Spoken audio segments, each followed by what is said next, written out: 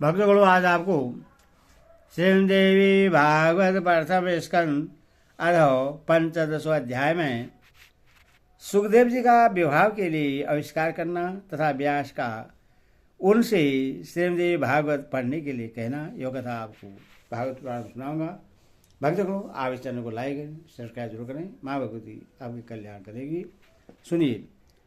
श्री सुखदेव जी बोले, हे पिताजी, सर्वदा दुख देने वाले गृहस्था शर्म को मैं कभी स्वीकार नहीं करूंगा, क्योंकि पशु पक्षियों को फंसाने वाले जाल के समान यह आश्रम सभी मानवों के लिए सदा बंधन स्वरूप है। अर्थात धन्य धान्य की चिंता में व्याकुल लोगों के लिए सुख कहाँ दिखाई पड़ता है। निधन और लोभ के वशीभूत मनुष्य अपने ही परिवारजनों के द्वारा सर्वदा कष्ट पाते रहते हैं। इंद्र भी वैसे सुखी नहीं रहते जैसे एक सुखी निष्पक्ष भिक्षुक रहता है। तब भला इस संसार में तीनों लोकों का वैभव पाकर भी दूसरा कौन सुखी रह सकता है। किसी तपस्वी को तप करते हुए देखकर स्वर्गलोक के स्वामी इंद्र भी चिंतित होते हैं और उनके तप में अनेक प्रकार के विघ्न करने लगते हैं। ब्रह्मा भी सुखी नहीं है और मनोरम लक्ष्मी को पाकर विष्णु भी सुखी नहीं है। उन्हें भी दैत्यों के साथ युद्ध के लिए निरंतर कष्ट सहन करने पड़ते हैं। उन ऐश्वर्यशाली रमापति विष्णु को भी सुख प्राप्ति के लिए अनेक प्रयत्न करने पड़ते हैं और कठोर तपस्या करनी पड़ती है। इस संसार में किसको बड़ा सुख है। भगवान शंकर भी सदैव दुखी रहते हैं, ऐसा मैं जानता हूं, क्योंकि वे सदैव तपस्या करते हुए भी दैत्यों से युद्ध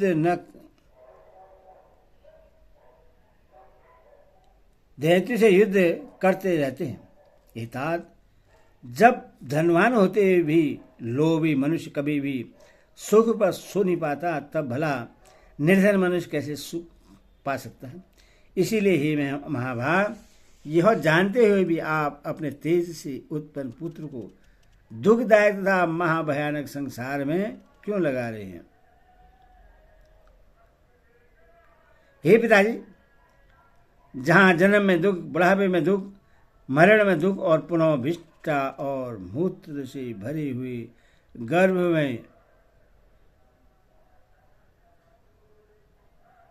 दुख सहन करना पड़ता है, उससे भी अधिक दुख तृष्णा और लोभ से उत्पन्न होता है। हे मानत, मरने से भी अधिक दुख मांगने से होता है।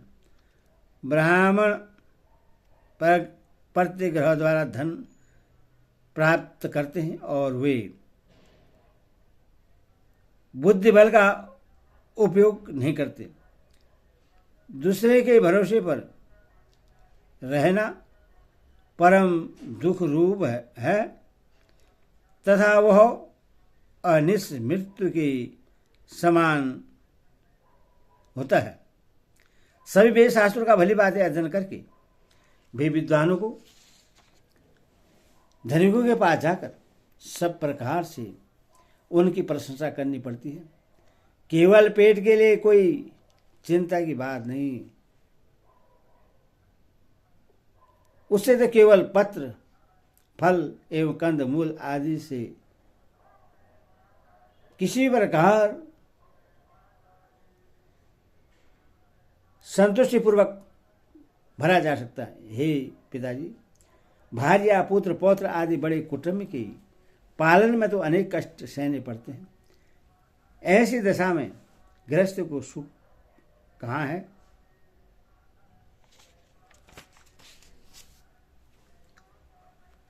इसीलिए हे तात, मुझे सुखदायी ज्ञान शास्त्र और योग शास्त्र का उपदेश कीजिए। संपूर्ण कर्मकांड में मेरा मन कभी नहीं लगता। कर्म सह का कोई उपाय बताइए जिससे सचिव पारवंद एवं क्रियमाण तीनों प्रकार के कर्म फल नष्ट हो जाए। स्त्री जौक के समान सदा पुरुष का रक्त चूसती रहती है, जिससे बुद्धिहीन मनुष्य उसकी भावपूर्ण विष्टाओं से मोहित होने के कारण नहीं जान पाते।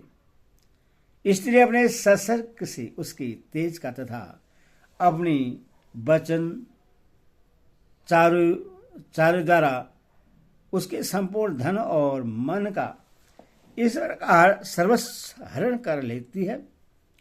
उससे बढ़कर दूसरा चोर कौन है? इसलिए मेरे विचार में तो मूर्ख मनुष्य ही केवल निद्रा सुख का नाश करने के लिए स्त्री प्रेरित करता है। विधाता के द्वारा वह